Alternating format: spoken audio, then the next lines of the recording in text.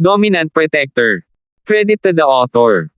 7,061-70. Ang mga pangalan po na nandito ay galing sa mga name generator. Kung meron man pagkakatulad sa mga pangalan ng tao o lugar at pangyayari, ito ay tunay na hindi sinasadya.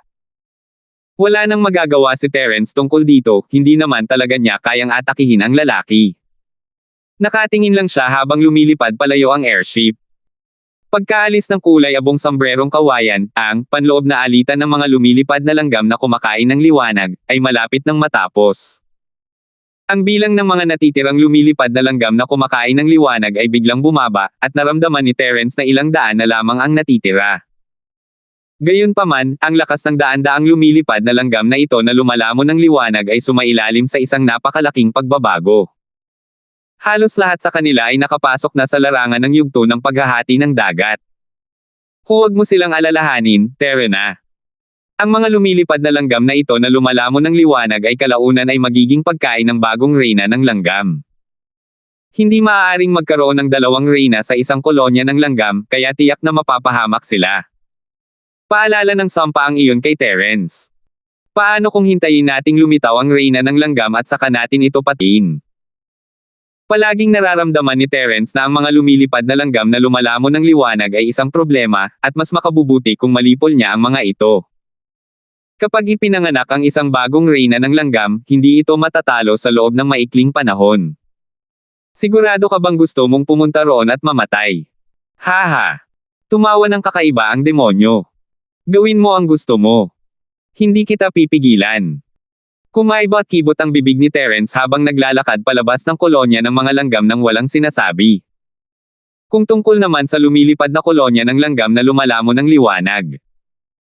Maghihintay siya hanggang sa mabuo niya muli ang kanyang pisikal na katawan at hahanap ng pagkakataon para harapin ito. Ang kanyang sinaunang espiritu ay tunay na nasa kawalan laban sa mga lumilipad na langgam na lumalamon ng liwanag. Matapos ilayo ang sarili mula sa mga lumilipad na langgam na lumalamon ng liwanag, maingat na sumulong si Terence, sinusubukang iwasan ang iba pang maitim na halimaw. Marahil ay plinano siya ni Central na maging scout. Hindi lamang siya magiging ligtas kung iiwasan niya ang kadiliman ng mga mahiwagang hayop, kundi sisirain din nito ang plano ni Central. Pagkatapos ng 12 milya, nakatagpo si Terence ng isang mahinang halo sa madilim na ambon. Ginamit niya ang kanyang space scale para suriin ang paligid at siniguradong walang maitim na halimaw bago lumapit. Habang papalapit sila, lalong lumilinaw ang halo at mayroon pang bahagyang pagbabago-bago ng espasyo sa loob. Hindi na nila kailangang magtanong para malaman kung ito ang pasukan sa isa pang pasilyo, ngunit hindi nila alam kung saan ito patungo. Kung papasok siya sa isang lugar na katulad ng pugad ng langgam na lumalamon ng liwanag. Mahirap sabihin kung makakaalis pa siya ng buhay. Maraming maitim na halimaw sa lahat ng dako sa madilim na kagubatan, at pinaghihinalaan ni Terence na makakasalubong niya ang mas marami pa sa kanila sa tunnel. Ang pinaka nakakabahala kay Terence ay kahit ang kanyang mga kaliskis sa espasyo ay hindi kayang tumago sa liwanag para makita kung ano ang nangyayari sa kabilang panig. Bukod sa banta ng mga madilim na halimaw, nariyan din ang katotohanang ang sentro ay nagmamasid mula sa gilid. Ang biglaang paglitaw ng liwanag na lagusan ay maaaring isang bitag na inilagay ng sentro, naghihintay kay Terence na tumalon.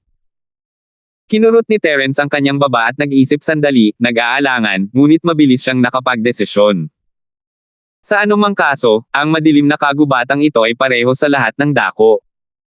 May panganib na nagkukubli sa lahat ng dako. Kung gayon, ano ang dapat ikabahala?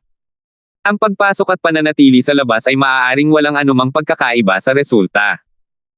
Isa pa, wala nang ibang paraan si Terence ngayon. Kailangan niyang samantalahin ang pagkakataon. Ang daanang ito ang tanging pagkakataon niya sa mga sandaling iyon. Kailangan niyang pumasok. Pagkatapos magdesisyon, binalot ni Terence ang kanyang yuan spirit ng nagyayelong apoy at sumugod patungo sa liwanag.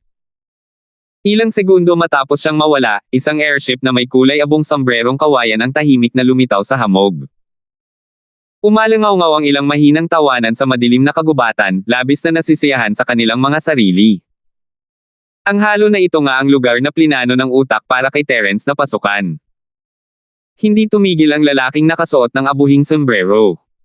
Pinanatili niya ang barko at sinundan si Terence papunta sa liwanag. Sa kabilang panig, dumaan si Terence sa tunnel ng liwanag, ngunit ang tanawin sa harap niya ay hindi gaanong nagbago. Ito pa rin ang Black Forest. Hindi lumitaw ang maingat na mga Dark Demon Beast, ni wala silang nakakatakot na pugad. Ikinagulat ito ni Terence.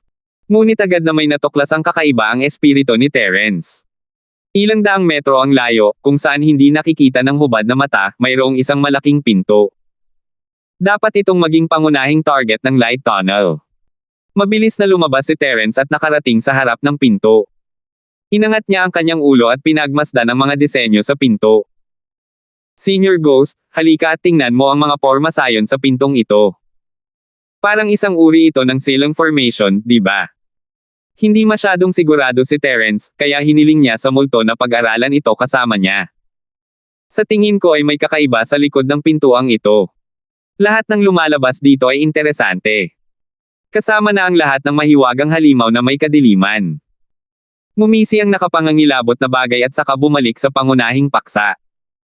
Ang porma sayon sa pinto ay talagang isang komplikadong porma sayon ng pagbubuklod. Hindi mo pa ito nahawakan noon, kaya hindi madaling makakita ng mga palatandaan. Nanginig ang mga labi ni Terence. Ang kanyang kakayahan sa formations ay hindi maihahambing sa bagay na ito, ngunit isa na siyang mahusay na formation master. Kahit hindi niya mabuksan ang selyo sa harap niya, napakadali pa ring makilala ang mga uri. Paanong hindi naging madali iyon? Pero ang multo ay ang tagapagturo ni Terence sa mga porma sayon, kaya hindi naman ito malaking bagay. Mabilis na inayos ni Terence ang kanyang saloobin at mapagkumbabang nagtanong, Senior Ghost, paano natin masisira ang Silong Formation na ito? Hindi hinayaan ni Terence na gumalaw ang multo, gusto niyang matutunan kung paano ito gamitin. Kontento na ako sa ginawa ni Terence, magandang bata siya. Walang dapat madaliin. Pag-aralan muna natin. Bukod sa pag-unawa rito, maaari mo ring maging pamilyar sa mga prinsipyo ng pagbuo ng selyo. Nagsimulang ipaliwanag ng malademonyong bagay ang porma sayon, at pinakinggan ito ni Terence na parang isang mabuting estudyante. Sa katunayan, ang mga porma sayon ng pagbubuklod ay medyo bibihira. Hindi pa ito nahawakan ni Terence noon, ngunit talagang napakapakinabangan nito. Kaya naman gustong gamitin ng molditang ito ang pagkakataong ito para turuan siya. Habang pinag-aaralan ni Terence ang porma sayon ng pagbubuklod, ang lalaking nakasuot ng kulay abong sombrerong kawayan ay tahimik ng papalapit. Magaling siyang magtago at hindi madaling matuklasan. Si Terence ay nasa mataas na alerto, at habang pinag-aaralan niya ang Silong Formation kasama ang demonyong bagay, ang kanyang espiritu ay nasa mataas pa ring alerto, nagbibigay pansin sa paligid, natatakot na may darating na Dark Demon Beast. Hindi niya mahahanap ang lalaking may kulay abong sombrero, pero gagamitin ni Terence ang kanyang space scale para i-scan ang lugar paminsan-minsan bilang pangalawang alerto. Walang mapagtatagwan ang lalaking may kulay abong sombrero. Hey! Siya na naman ang lalaking galing sa Central. Para talaga siyang multo na hindi makaalis. Napansin ni Terence ang kulay abong sombrero at malamig na tumawa sa sarili. Sayang naman at medyo hindi mahuhulaan ang lakas ng lalaking ito. Kung hindi, baka napatay ko na siya ng direkta. Sinusundan ka ng batang to malamang dahil gusto niyang pumasok sa pintong nasa harap niya. Hehe, ginagamit ka niya bilang susi para mabuksan ang pinto. Tumawa ang kakilakilabot na bagay at nagpatuloy, ngayong malapit na tayong matapos sa ating pananaliksik, gusto mo bang buksan ang pinto at papasukin siya, o gusto mo bang pumunta sa ibang lugar at alisin ang insektong ito bago bumalik para buksan ang pinto? 7,662. Senior Ghost, paano kung sigurado siyang babalik ako rito at hindi na umalis, at sa halip ay iginiit niyang hintayin ako? Kumurap si Terence, iniisip na mali ang ginamit niyang idioma. Hindi ba't ibig sabihin noon ay isa siyang hanggal na kuneho? Tama ka. Kung ganoon, bubuksan natin ang selyo at titingnan kung may ceiling array sa kabilang panig. Kung mayroon man, pwede natin itong selyuhan para hindi siya sumunod sa atin papasok. Nag-isip sandali ang malademonyo at nagmungkahi, o kaya naman ay maaari kang agad na mag-ambush pagpasok mo. Kapag sinundan ka ng batang ito, saktan mo siya. Baka mapatay mo siya. Naantig si Terence, ang mga pagtambang at palihim na pag-atake ang pinakamainam para sa kanya, at maganda sana kung mabibigyan siya ng pagkakataong patayin ang lalaki. Pero sa pagbabalik tanaw sa mga pamamaraan ng lalaking nakaabong sombrero, at sa kanyang kasalukuyang kalagayan at sa hindi kilalang kapaligiran sa likod ng pinto, inisip ni Terence na walang gaanong tsansa na manalo ang planong ito. Nagliwanag ang mga mata ni Terence pagkatapos ng ilang pag-iisip. Senior Ghost, pwede ba nating buksan ang isang maliit na bahagi lang ng ceiling formation? Sa teorya, ayos lang na buksan ito ng kaunti, pero hindi naman mabubuksan iyon. Ano ang saysay nito? Iniisip pa rin ng lalaki ang sombrero at hindi masyadong inisip ang ibig sabihin ni Terence. At kung bubuksan mo ito ng kaunti, wala nang susunod na gagawin. Mabilis na maaayos ng ceiling formation ang sarili nito at babalik sa orihinal nitong anyo. Ito ang epektong gusto ko. Tumawa si Terence at sinenyasan ang multo na tumingin sa pinto. Kung hindi lang dahil sa ceiling formation, makakalusot sana ako sa siwang ng pinto. Maaaring hindi makapasok ang essence spirit ni Terence sa pinto, pero ang manipis na hiwa sa gitna ay tiyak na hindi hadlang. Hanggat walang nakaharang sa pagbuo ng selyo, ang direktang pagdaan sa puwang pagkatapos maging walang laman ay isang simpleng bagay lamang ng walang anumang kahirap-hirap. Para magawa ito, hindi na talaga kailangang tanggalin ang buong pormasayo ng selyo. Ang kailangan lang niyang gawin ay buksan ng kaunti ang pormasayon at hayaang mawala ng selyo ang bitek. Magandang ideya. Subukan natin. Pumayag ang Molditang iyon sa ideya ni Terence, at oras na para ipatupad ito. Naiintindihan mo ba ang mga prinsipyo ng pagbubuklad na ito? Gusto mo bang subukan ito mismo? Senior Ghost, mas mabuti kung gagawin mo na ito ngayon para hindi makita ng mga tao sa likuran natin. Gusto sanang subukan ni Terence, ngunit nagpasya siyang hayaan na lang ang multo para sa kaligtasan. Sa kabilang banda, pinakawalan ni Terence ang kanyang nagyayelong apoy, tinakpan ang kanyang sarili at ang buong pinto, pansamantalang naputol ang paningin ng lalaki. Sinamantala ang pagkakataong ito, kumilos ang multo at nagbukas ng puwang sa ceiling formation ng kasing bilis ng kidlat. Ang puwang sa pinto ay agad na nakahiwalay at hindi naapektuhan ng ceiling formation. Kung si Terence iyon, hindi sana siya ganito kabilis. Kung wala ang kulay abong sombrero rito, pwede sana siyang sumubok ng dahan-dahan, pero ngayon, kailangan niyang samantalahin ang oras. Tara na. Sana makasabay pa rin ang mga ugok sa likod. Ngumiti si Terence at nagpalit sa kanyang essence spirit form, habang dumadaan sa bitek. Kasabay nito, ang nagyayelong apoy ay nawala rin ng walang bakas, at ang selyong binuksan ng multo ay naibalik halos kasabay nito. Tanging ang isang Grandmaster ng array daw lamang ang makakakita ng kahit kaunting abnormalidad. Natulala ang lalaking nakasuot ng kulay abong sombrerong kawayan. Kumurap siya ng ilang beses at siniguradong nawala na si Terence. Hindi na niya inalintana ang pagtatago ng bakas at tumakbo papunta sa pinto. Paulit-ulit niyang tiningnan at kinumpirma na naroon pa rin ang selyo ng Xuanji. Pero wala si Terence kahit saan. Ano ba to? Ano ba to? Maaari kayang kailangan niya munang takpan ito ng espiritual na apoy ng langit at lupa para makapasok sa pinto. Walang ideya ang lalaking may kulay abong sombrero kung paano nawala si Terence, pero ramdam niya na pumasok si Terence sa isang pinto. Kaya, humakbang ang lalaking nakasuot ng abuhing sombrero at maingat na siniyasat ang pagkakabuo ng selyo sa pinto. Sa kasamaang palad, wala siyang makitang anumang depekto. Habang tumatagal, lalo siyang nagagalit, hindi niya maintindihan kung paano nakapasok ang bata. Sa katunayan, hindi mali ang hula ni Terence. Ang technology teleportation formation sa Half Moon Lake sa North Island ang pinainiwan ng Central. Ang madilim na kagubatan ay puno ng panganib, at kapag pumasok ang mga tao mula sa Central, wala pang isa sa 10 ang mabubuhay. Mamamatay din sila ng walang kapalit, ng walang anumang pag-unlad. Dahil dito, ang pag-akit kay Terence at paggamit sa kanya bilang isang Pathfinder ang pinakamahusay na pagpipilian. Kung mabaygo si Terence, hindi kasalanan ng Center. Siyempre, may buong tiwala ang Central kay Terence. Tutal, hindi naman namatay si Terence sa inabandonang lupain na isang magulong lugar. Ganito rin sa sinaunang mundo ng pakikipaglaban, kaya mataas ang inaasahan ng Central kay Terence. Gaya ng inaasahan, naging maayos ang pagpasok ni Terence, ngunit sa pinakamahalagang sandali, nilinlang siya ni Terence at pinutol ang posibilidad na ipagpatuloy ang paghabol. Kahit ang karaniwang malungkot na lalaking nakasuot ng kulay abong sambrerong kawayan ay hindi maiwasang makaramdam na parang mamamatay na siya sa galit sa sandaling ito. Naging espiritu si Terence at pumasok sa siwang ng pinto. Nagliwanag ang buong mundo. Malinaw at walang ulap ang langit. Sa ilalim ng asul na simboryo, 12-dosenang mga puting ibon ang malayang lumilipad. Wala nang mga itim at lante na puno sa lupa, ni wala ring itim at nakalalasong ambon. Ito ay lantian at malago sa lahat ng dako, may mga huni ng ibon at namumulaklak na mga bulaklak. Hindi kalayuan, may isang maliit na talon na bumabagsak. Sa ilalim nito ay isang maliit na lawa, mga butil ng jade na lumilipad kung saan-saan, at ang immortal na chi ay siksik. 7 o 8 iba't ibang uri ng maliliit na espiritong halimaw ang naghahabulan at naglalaro sa tabi ng talon, namumuhay ng may pagkakaisa. Isa itong perpektong paraiso. Kung ikukumpara sa Black Forest na puno ng mga mahiwagang halimaw na puno ng kadiliman, parang isang hakbang lang ito mula sa impyerno patungo sa langit.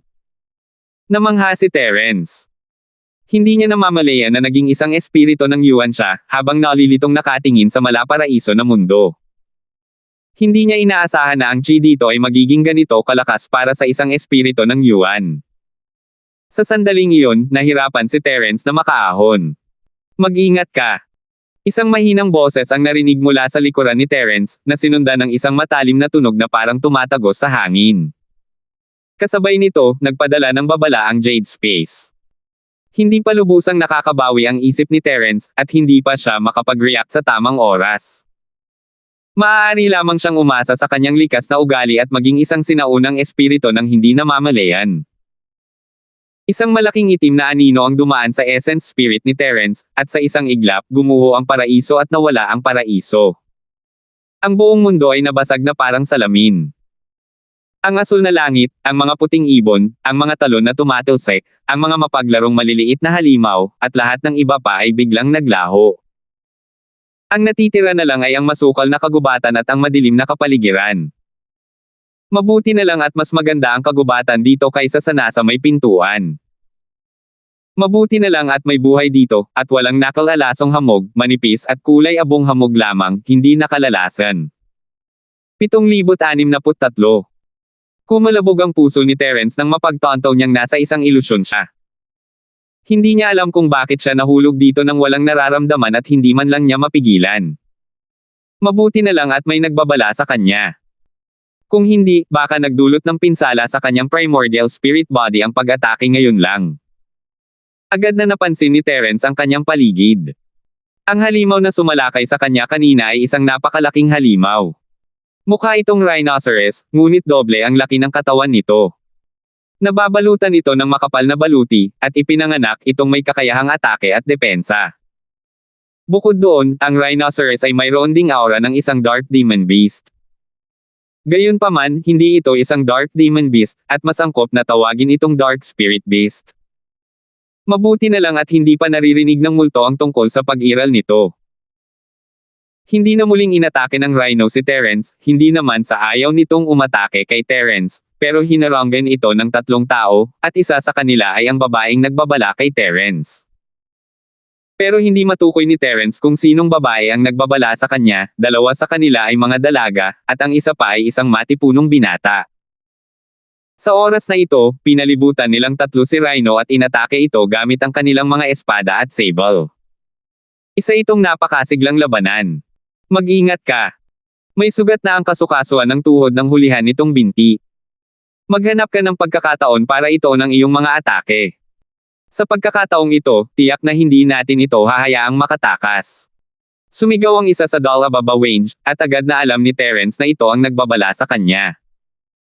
Magiting at malakas ang dalaga, ngunit ang ikinagulat ni Terence ay mas maganda pa pala siya kaysa kay Yana.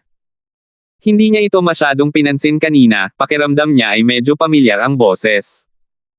Pero ngayong tiningnan niyang mabuti, iyon pala ang ate Wu mula sa Broken Mountain Range. Gayunpaman, ito ay isang bagay na talagang imposible. Nasa espasyo pa rin ng Jade Pendant ang bangkay ni Yana, kaya imposibleng magpakita siya rito. Umiling siya at pinakalma ang sarili bago muling tumingin sa lalaki, habang ang puso niya ay nanlulumo.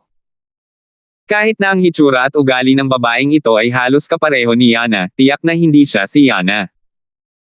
Sa sandaling iyon, hindi maiwasan ni Terence na mamiss si Miss Yana, at napabuntong hininga sa kanyang puso.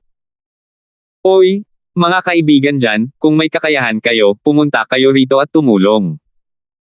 Ang babaeng kamukha ni Yana ang tila pinuno ng tatlo, na bumabati kay Terence kapag may oras siya. Hindi niya nakita kung paano naiwasan ni Terence ang atake ng Rhino, pero kailangan niya maging isang dalubhasa kung kaya niyang umiwas sa atake ng hindi lumilikha ng kahit anong ingay. Hindi madaling harapin ang higanteng rhinoceros na ito.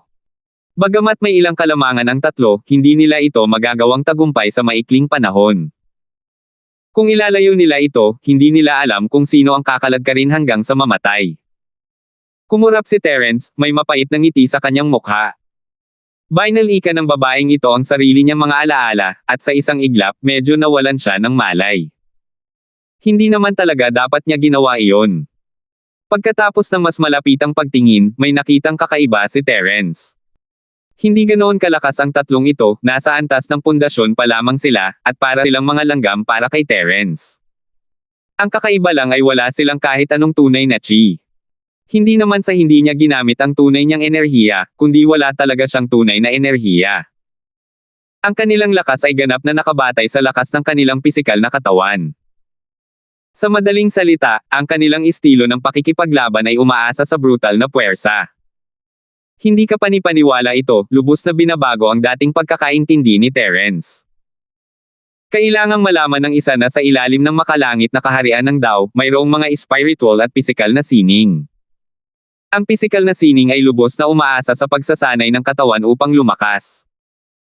Gayunpaman, pagkatapos makapasok sa yugto ng pagtatatag ng pundasyon, na siyang paghakbang din sa makalangit na kaharian ng Dao, maging ito man ay panloob o panlabas na estilo, lahat sila ay mapupunta sa iisang lugar.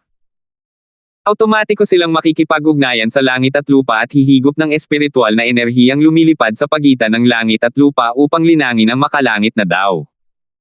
Kaya, ang tatlong ito ay walang anumang purong chi, at ginamit lamang ang kanilang pisikal na lakas upang lumaban. Para kay Terence, ito ay talagang kalokohan. Paano nangyari ito?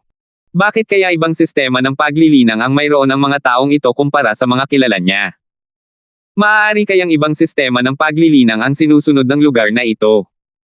Medyo nalito si Terence, ngunit ang mga kaisipang ito ay biglang sumagi sa kanyang isipan. Kailangan niya munang tumulong. Sa totoo lang, hindi naman ganoon kalakas ang Rhino sa paningin ni Terence. Bukod sa makapal at matibay nitong balat, hindi rin naman ito ganoon kahanga-hanga.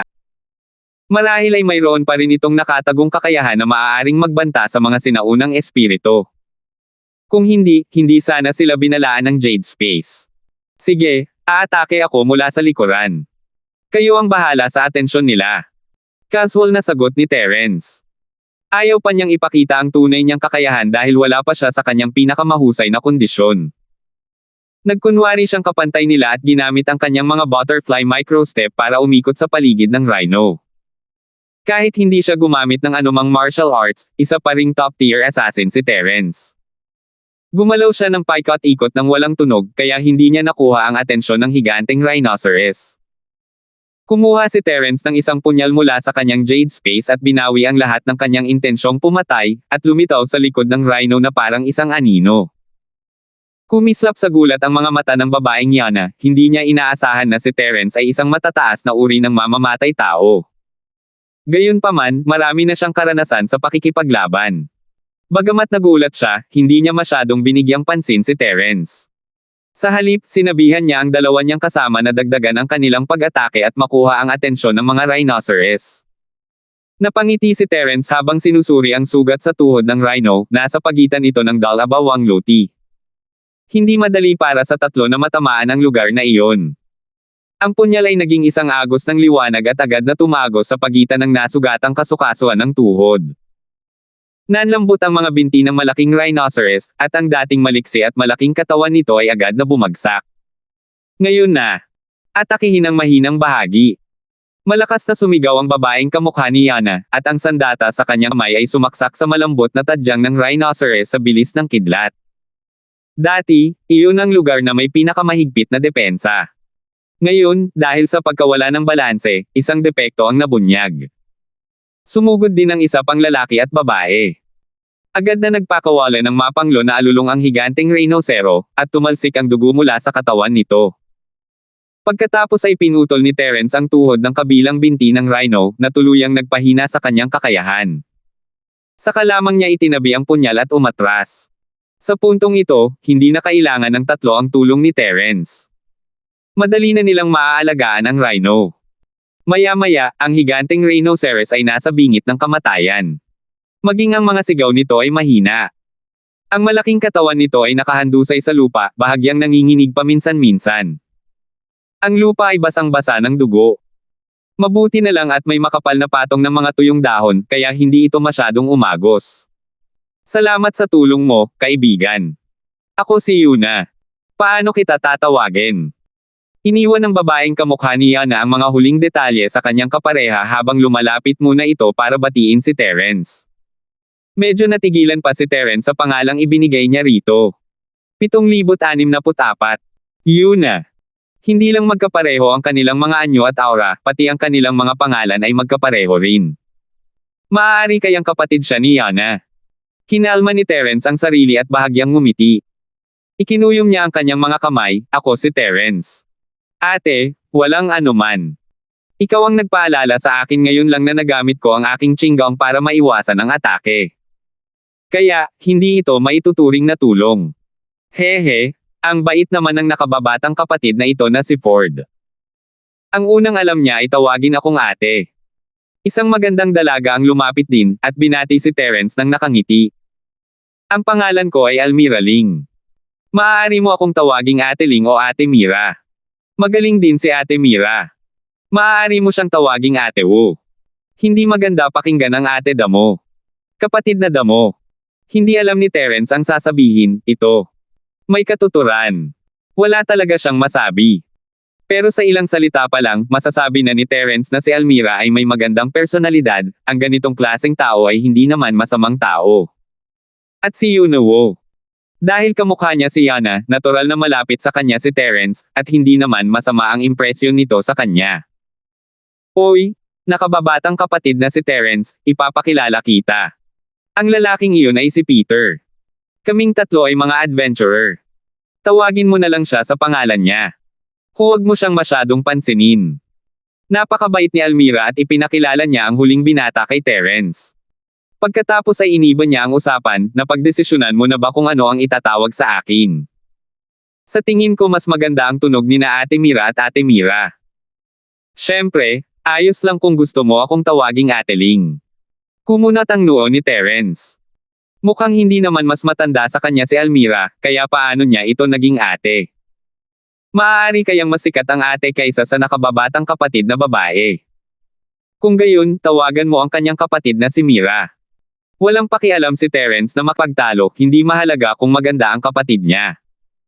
Bukod pa rito, imposibleng malaman ang edad ng isang magsasaka. Sa pinakamatagal, 20 taong gulang pa lamang siya, kaya walang mawawala sa pagtawag sa kanyang nakababatang kapatid na babae. Agad nang umiti sa tuwa si Almira, na para bang labis siyang nasiyahan na tawagin siyang kapatid na Mira. Lumapit si Peter na nakataas ang kanyang bantay, nakatitig kay Terence, hindi alam ang pinagmulan nitong si Ford. Hindi kayo dapat masyadong magtiwala sa kanya. Nakakatawa para kay Terence, ang lalaki ay masungit sa kanya. Inisip ba niya na ang hitsura ni Terence ay isang banta sa kanyang katayuan bilang isang tagapagtanggol? Napag-usapan na nga, hindi naman masama para sa isang binata na magbantay laban sa isang estranghero na biglang sumulpot sa tabi ng dalawang magagandang babae, naiintindihan iyon ni Terence. Peter, nagkakamali ka. Si nakababatang kapatid na si Ford ay lumaban kasama natin at bumuo ng malalim na pagkakaibigan sa atin. Paano natin hindi malalaman ang kanyang pinagmulan? Ikinumpas ni Almira ang kanyang kamay at hinayla si Terence papasok sa kanyang kampo. Anong ibig mong sabihin sa pakikipaglaban ng magkatabi? Sinamantala lang natin ang pagkakataon para palihim siyang atakihin ng 2 beses, at iyon ay batay sa ating pagsusumikap sa loob ng kalahating araw. Hindi mo naman siguro siya maiisip na bigyan ng bahagi, di ba? Malungkot na tinitigan ni Peter si Almira. Nagulat si Terence dahil dito. Sa normal na sitwasyon, hindi naman ganito kakausapin ng mga lalaking miyembro ang mga babaeng miyembro, di ba? Pero naunawaan na ni Terence ngayon, nag-aalala si Peter na baka hatiin niya ang kanilang samsam. Malinaw na ang Rhino ang kanilang biktima, at matagal na silang nag-aaway. Pinabilis ng mga kilos ni Terence ang proseso, ngunit ayaw isuko ni Peter ang kanyang bahagi. Nararapat lang nabigyan ng bahagi si Kuya Ford. Tutal, malaki naman ang naiambag ni Kuya Ford. Walang pakialam na sabi ni Yuna. Halata na mataas ang prestihiyo niya sa 3-man team. Pagkabukan niya ng bibig, tumahimik si Peter. Kahit na labis pa ring malungkot ang mukha ni Peter, hindi na siya nagpatuloy sa pagtutol. Ate Wow, walang anuman. Wala naman talaga akong masyadong ginawa, kaya hindi mo na ako kailangang isama. Ikinumpas ni Terence ang kanyang kamay ng nakangiti, tinanggihan ang mabait na alok ni Yuna. Sa katunayan, wala naman talaga siyang pakialam. Ang rhinoceros ay isang bagay na hindi pa niya nakikita noon, ngunit isa pa rin itong bagay na kaya niyang harapin sa foundation stage, wala itong kahulugan para sa kanya. Kapatid na Ford, hindi mo na kailangang magsalita pa. Kung ano ang sa iyo ay sa iyo na. Hindi mo kailangang maging magalang. Umiling si Yuna, pahiwatig na ayaw na niyang ituloy ang usapan. Hindi nagsalita si Terence. Kuya Ford, hindi mo kailangang maging magalang sa mga kapatid mo. Kumain at uminom ka na lang ng maayos, maliban na lang kung hindi mo kami tinatrato na parang pamilya. Mas prangka pa si Almira. Hindi alam ni Terence kung tatawa o iiyak. Kakakilala pa lang nila, at tinuring na niya ito na parang tunay niyang kaibigan. Angkop ba talaga iyon? Kung may nakasalubong silang lalaking may masamang balak, malamang mamamatay silang tatlo nang hindi man lang alam kung paano sila namatay. Sige, kung ganoon ay hindi ako magpapanggap na magaling sayo. Hindi na iginiit ni Terence, isa lang naman itong Big Rhino, kung tutuusin, paano kung inumin nila ito? Babayaran niya na lang sila ng ilang foundation level na table tasks mamaya. Kahit wala silang tunay na chi, dapat ay makatulong sa kanila ang mga table tasks. Biglang pumasok sa isip ni Terence ang mga kaisipang ito, at nabaling ang kanyang kuryosidad tungkol sa lugar na ito. Ate Wow, ano ba itong lugar na ito? Iba ito sa alam ko. Kuya Ford, hindi ka taga dito. Nanlaki ang mga mata ni Almira, at mukhang medyo nasasabik siya. Saan ka nanggaling? Masaya ba doon? Kumunat ang noo ni Terence. Paano niya sasabihin? Hindi naman talaga naglalaro ang isip niya. Kuya Ford, hindi ka naman talaga taga rito. May hinala ako nang makita ko ang mga galaw mo ngayon lang. Akala ko isa itong sikretong pamamaraan, pero lumabas na tagalabas ka pala. Kalmado si Yuna. Bahagya siyang tumango at sinabing, ang lugar na ito ay tinatawag na Sub-Island. Alam kong tila may ibang mundo sa labas ng Sub-Island, ngunit hindi ko alam kung paano makakalabas. Saan nanggaling si Kuya Ford? Iniisip ko kung maaari mo bang sabihin sa amin. Tumingin si Terence sa paligid, dito siya pumasok, at dapat ay malapit lang ang higanteng pinto. Gayunpaman, napapaligiran sila ng kagubatan at walang gate na may silang formation. Malinaw na isa itong one-way gate. Matapos dumaan sa bitek, imposibleng bumalik sa dinaanan nila nang galing. Maniwala ka man o hindi, hindi ko rin talaga alam kung paano ako nakapasok. Itinuro ni Terence ang bakanteng espasyo sa likuran niya, walang itintago, dumaan ako sa isang malaking pinto at diretsyong lumitaw dito. Pagkalabas ko, tulala pa rin ako. Kung hindi lang dahil sa paalala ni Ate Wu, baka nasaktan na ako ng rhinoceros na yon. Sa kabilang banda, si Almira ay tumalon palapit ng may whoosh, at hinanap sandali ang lugar na itinuro ni Terence bago umayos ng upo, kaya na hinala ang mukha. Kuya Ford, hindi naman sa hindi naniniwala sa'yo si Ate Mira, pero wala namang nangyayari rito. Sigurado ka bang taga rito yan? 7,065. Malinaw na sinungaling ang batang ito. Huwag kayong maniwala sa kanya. Malamig na umiling si Peter at sinamantala ang pagkakataon para atakihin si Terence. Mas makabubuti kung mapagalitan niya sina Yuna at Almira kay Terence. Nagsasabi ako ng totoo. Kung hindi ka naniniwala sa akin, wala akong magagawa. Nagkibit balikat si Terence nang walang magawa. Marahil ay may kung anong mekanismo rito na hindi natin maaninag. Tutal, bigla na lang akong sumulpat mula sa kung saan. Nakita ninyong lahat iyon, tama ba? Medyo kakaiba talaga. Nakita kitang bigla na tumayo sa harap ng rhino. Tumingin si Yuna kay Terence, malalim ang iniisip, at tinawag si Almira, tumigil ka na sa paggala-gala. Kapag bigla kang nawala, hindi ko na alam kung saan ka hahanapin. Napahadjejek si Almira at umiling ng walang pakialam. Kung talagang nawala yan, malamang ay nawala na yan sa labas.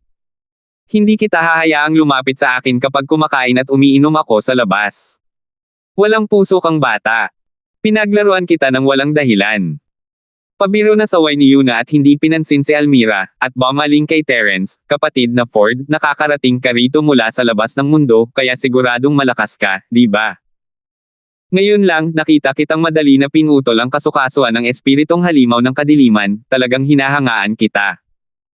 Sinusubukan niyang alamin ang lakas ni Terence sa hindi direktang paraan, hindi naman sila magkakilala, at bawal magtanong tungkol doon.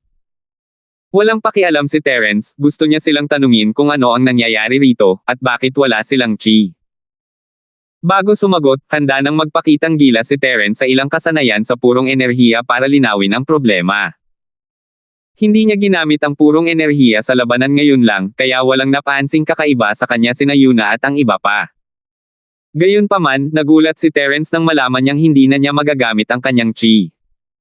Para maging eksakto, ang kanyang tunay na chi ay ganap na naselyuhan. Kahit na nararamdaman pa rin niya ito, hindi niya ito magagamit. Senior Ghost, anong nangyayari? Mayroon bang ceiling formation sa katawan ko? Hindi mahanap ni Terence ang problema, kaya ang tanging na itanong niya ay ang nangyari. Tutal, ang mga ceiling formation ang tunay na autoridad, at kaunti lang ang alam ni Terence tungkol dito. Walang espesyal na palatandaan. Ako. Napakamot ng ulo ang demonyong nilalang. Kailangan ko pa ng oras para mag-obserba. Huwag mo munang alalahanin ang tunay na enerhiya. Walang ibang nagawa si Terence kundi isantabi ang usaping chi at kausapin muna si Yuna. Ate Wu, hindi naman talaga ako ganoon kalakas. Gamit ang klasifikasyon ng ating mundo, nasa tugatog na ako ng Sky Class. Paano ninyo kinakalkula ang inyong lakas? Hindi nagsisinungaling si Terence, kung wala ang kanyang chi, at kung hindi ginagamit ang kanyang espirito, ang kanyang Yuan spirit body ay nasa tugatog lamang Sky Class. Kung mayroon pa siyang pisikal na katawan, iba na sana siya kumpara dati. Ang lakas lamang ng kanyang pisikal na katawan ay sapat na para maging higit na mahusay sa lahat ng mga bayani. Sa kasamaang palad, wala na ang kanyang pisikal na katawan. Kung wala ang tunay na chi at banal na sentido, ang kanyang sinaunang espirito ay wala man lang lakas ng isang tagapagtanggol ng pundasyon. Nakakalungkot isipin. Dapat ay katulad din ng sa iyo ang paghahati ng ating lakas, di ba? Nasa tugatog na ako ng huling yugto ng Foundation Building Realm. Sina Mira at Peter ay parehong nasa huling yugto na ng Foundation Building Realm. Bukas palad na itinaas ni Yuna ang kanilang lakas, saka nagtanong ng may pag-aalinlangan, kapatid na Ford, mukhang napakalakas mo. Isa ka lang bang Paragon na may ranggong langit? Medyo nandidiri si Peter nang marinig niyang sinabi ni Terence na isa lamang siyang Sky Class full face, ngunit naghihinala siyang tumingin kay Terence matapos marinig ang mga sinabi ni Yuna. Ate Wu, nasa tugatog na nga ako ng Sky Class. Akala mo makapangyarihan ako, pero dahil nga nililinang ko ang landas ng isang assassin, na nakatuon sa pagpatay sa isang atake lang. Napakalakas ng aking kapangyarihan sa pag-atake, kaya hindi imposible para sa akin na labanan ang isang kaaway na nasa mas mataas na kaharian. Casual na paliwanag ni Terence. Hindi yun kasinungalingan, at ang totoo ay pareho lang, kapag nasa labas ako, magagamit ko pa rin ang tunay na chi sa katawan ko. Pero pagpasok ko, naselyuhan ang tunay na chi sa katawan ko. Alam mo ba kung ano ang nangyari? Kung maaalamin niya lang ang tunay na dahilang problemang ito, siguradong makakabawi siya ng lakas. Gayunpaman, sina Yuna at Almira ay naguluhan, na parang hindi nila maintindihan ang sinasabi ni Terence. Kuya Ford, ano si Chi? Ano ang nagselyo nito? Hindi na pinag-aaralan ni Almira ang posibleng daanan. Lumingon siya at tumayo kasama si Yuna. Ang tunay na enerhiyang sinasabi mo, para ba ito sa labanan? Hindi niya nga alam kung ano ang purong enerhiya, at siya ay nasa kawalan ng pag-asa. Oo, sa labas ng mundo, sinisipsip natin ang espiritual na chi ng langit at lupa at binabago ito bilang tunay na chi. Pagkatapos, ginagamit natin ang tunay na chi upang paganahin ang makapangyarihang mga teknik sa martial arts. Sa kasamaang palad, hindi ko magamit ang tunay na chi ngayon, kaya hindi ko maipapakita sa iyo ang mga teknik sa martial arts. Payak na ipinaliwanag ito ni Terence, ngunit si Almira ay labis na interesado at gustong magtanong pa. Biglang lumabas si Peter, puno ng pagkainis ang mukha, ang batang ito ay puno ng kalokohan, na pawang walang ebidensya, at talagang naniniwala kayo dyan. Mas mabuting mag-impake na tayo at umalis sa lugar na ito sa lalong madaling panahon. Kung hindi, ang amoy ng dugo ay makakaakit ng mas malalakas na Dark Spirit Beast, at magiging abala iyon. May katuturan ang sinabi ni Peter. Mag-impake muna tayo at umalis na tayo sa lugar na ito. Tumanggaw si Yuna at inutusan sina Peter at Almira na hiwain ang malaking Reynos. Ate Wu, isa ba itong Spirit Beast of Darkness? Ano ang silbi nito? Ayaw ni Terence ng mga nasamsam, na kuryoso lang siya. Nandito ba kayo para mangaso? Tama, isa talaga tayong maliit na pangkat ng pangangaso. Ang mga espiritong halimaw ng kadiliman ay may mahinang itim na aura sa kanilang mga katawan, at ang kanilang panloob na mga core ang pinakamahalaga. Sila ang may pinakamahusay na epekto kapag ginamit upang patatagin ang ating mga katawan, at ang kanilang pinakamahalagang karne ay isa ring magandang bagay, pangalawa lamang sa kanilang panloob na mga core. Detalyadong ipinaliwanag ni Yuna kay Terence, itinuro ang hiniwa-hiwang katawan para makita ni Terence. Ang kinuha ngayon ni Mira ay ang panloob nitong kaibuturan, at ang pinuputol ni Mira ay ang asensya nito. Isa pa, ang mga tusok sa katawan ng malaking lalaking ito ay magagandang bagay, maaari itong gamitin sa paggawa ng baluti na gawa sa katad. Habang nagsasalita siya, naglabas si Peter ng isang itim na panloob na kaibuturan na kasing laki ng kamao. Mayroong ilang maitim na aura dito, ngunit ito ay hindi mabilang na beses na mas mahina kaysa sa maitim na aura sa maitim na demonyong halimaw. Ang tinatawag na Darkness Spirit Beast, sa madaling salita, ay dapat ituring na isang mas mahinang bersyon ng Darkness Demon Beast. Ito ay mas katulad ng kombinasyon ng Darkness Demon Beast at ordinaryong Spirit Beast. Siyempre, kung patuloy silang mag-evolve, maaari silang maging mga high-level Darkness Magical Beast. O baka ang mga Dark Spirit Beast ay ang sinaunang bersyon ng mga Dark Demonic Beast, ngunit ang mga Dark Demonic Beast na nakasalamuhan ni Terence noon ay masyadong malakas, kaya ang mga Dark Spirit Beast dito ay parang dalawang magkaibang uri. Sa kabilang panig, maliksi ring gumawa ng butas si Almira mula sa leeg hanggang sa dibdib ng higanteng rhinoceros. Pagkatapos, maingat niyang hiniwa ang ilang piraso ng karneng maputi-puti at malakristal mula sa loob. 7,666. Hindi naman masama, hindi naman masama. Mga 16 o 17 gin lang. Magandang ani yan. Masayang itinaas ni Almira ang piraso ng karne, pagkatapos ay kumuha ng isang nilagang supot na papel at inilagay ang piraso ng karne doon. Inihagis niya ito kay Peter. Malaki ang makukuha nating pera sa pagkakataong ito. Hahatiin natin ito sa ating 4 mamaya at i-upgrade ang ating mga kagamitan.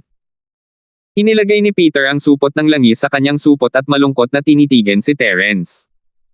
Pakiramdam pa rin niya ay hindi gaanong nagsikap si Terence at gusto niyang makahati rito, hindi iyon mapapatawad. Lalo na nang dumating si Terence, ang dalawang magagandang babae sa team ay labis na naaakit sa bata. Hindi na niya ito matiis. Ate Wu, Ate Mira, ayaw ko ng mga bagay na yan. Tagalabas lang ako, kaya wala akong pake sa mga yan. Maaari mo ba akong ilabas sa kagubatan bilang gantimpala? Wala talagang pakialam si Terence sa mga bagay na iyon. Ano man sa mga core na mayroon siya ay nasa yugto ng pagbuka ng bundok, pagbuka ng lupa, at maging ng pagdurog ng dagat. Ano ba ang isang simpleng core ng pagtatayo ng pundasyon, isang kapat ng core pa nga? Ang sa iyo ay sa iyo na. Isa pa, isa ka na sa amin ngayon. Siyempre, lalabas tayo ng magkasama. Ano ang kinalaman ng gantimpala? Hinampis ni Almira ang balikat ni Terence at tumawa, huwag kang mag-alala, paprotektahan ka ni Ate Mira at hindi kanya hahayaang mawalan. Tumututol ako. Hindi natuwa si Peter. Kinuha niya ang supot ng oilskin at inihagis ito kay Terence. Dahil gusto niyo siyang bigyang bahagi, ibigay niyo na lang sa kanya ang kalahati ng meat essence, at pagkatapos ay maghihiwalay na tayo ng landas. Anong ibig mong sabihin, Peter? Pinahihirapan mo ba ako? Nanigas ang magandang mukha ni Almira, at nanlaki ang mga mata niya. Sabi ko paprotektahan ko si Ford, tapos gusto mo siyang itaboy. Naghahanap ka ba ng gulo? Biglang nawala ang kahangahangang kilos ni Peter, at yumuko siya at bumulong, hindi alam ang pinagmulan ng taong ito, mababa ang kanyang lakas, at mahilig siyang umakto ng matapang. Sa tingin ko ay malamang nahihilahin niya tayo pababa kung susundan niya tayo.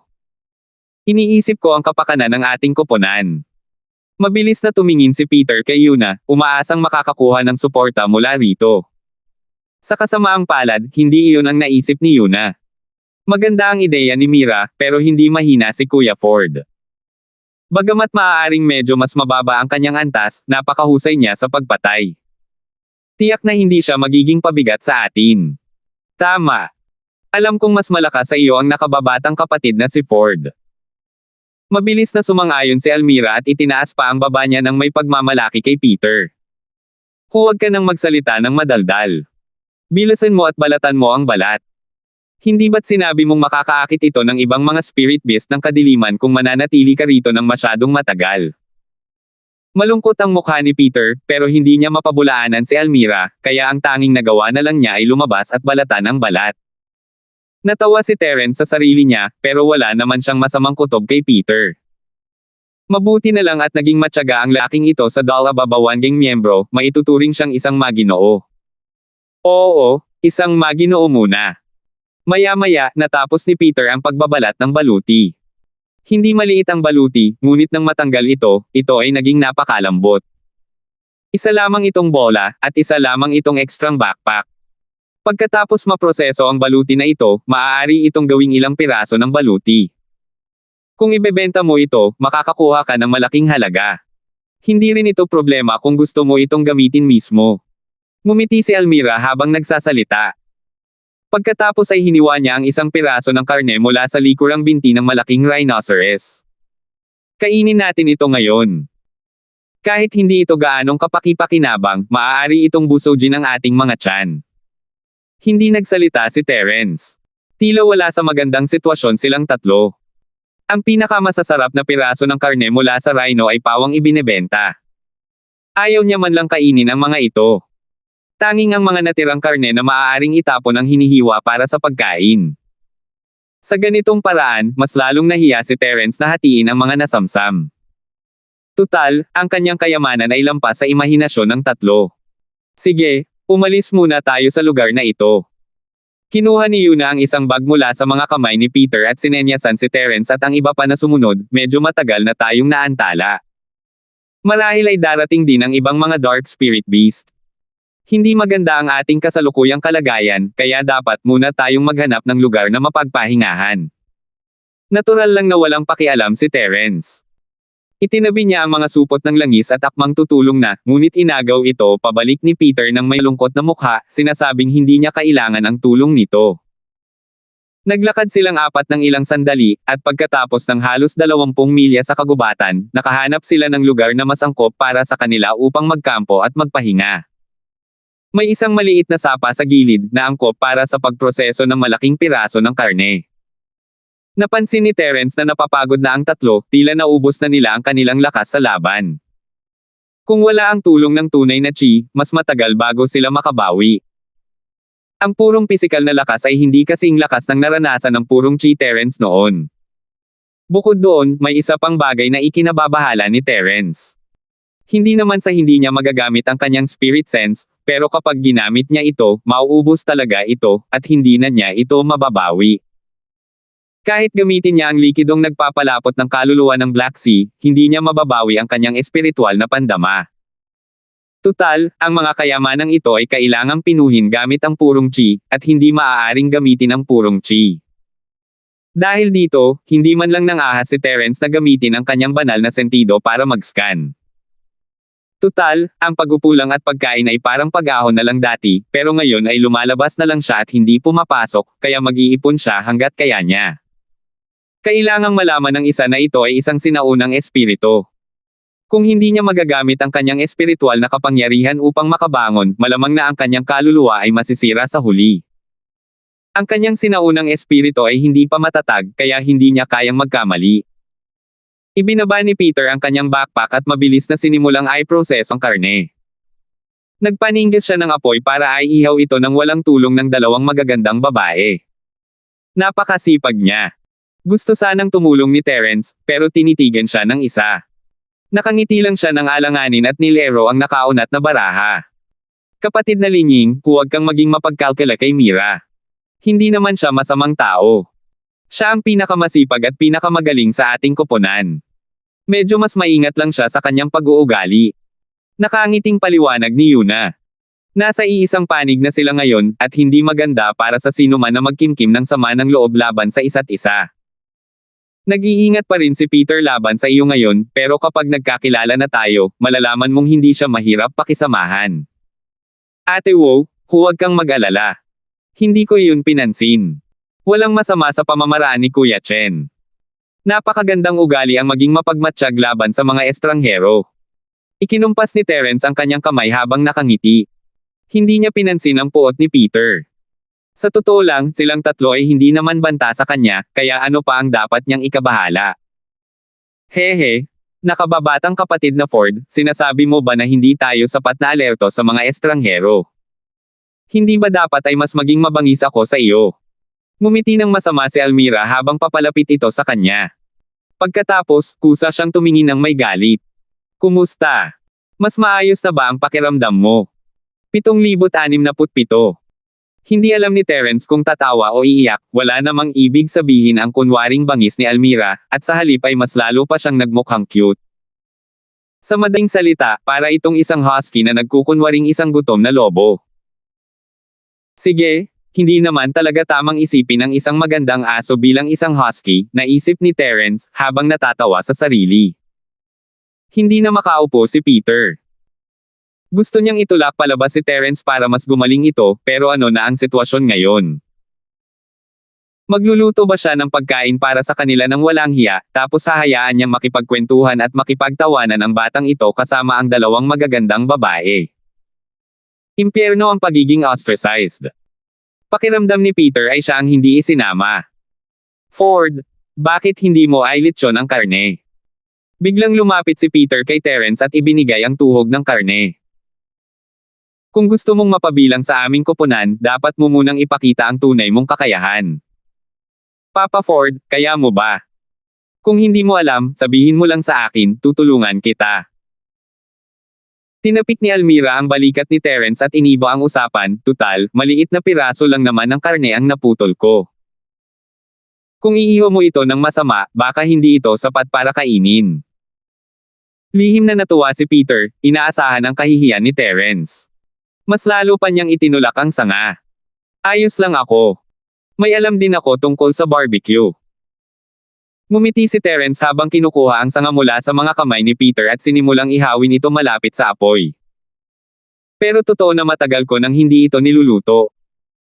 Kung hindi ito nagustuhan ng iyong panlasa, kailangan mong pilitin ang iyong sarili na kainin ito. Hoy, maaasahan ka ba talaga? Subukan mo munang gumawa ng isang piraso. Kung hindi masarap, ikaw na lang ang kumain, ayokong pilitin ang sarili ko. Tumawa si Almira habang papalapit kay Terence. Mahusay at dahan-daang iniikot ni Terence ang sanga sa apoy, kaya naisip niya na hindi ito dapat maging mahirap lunukan.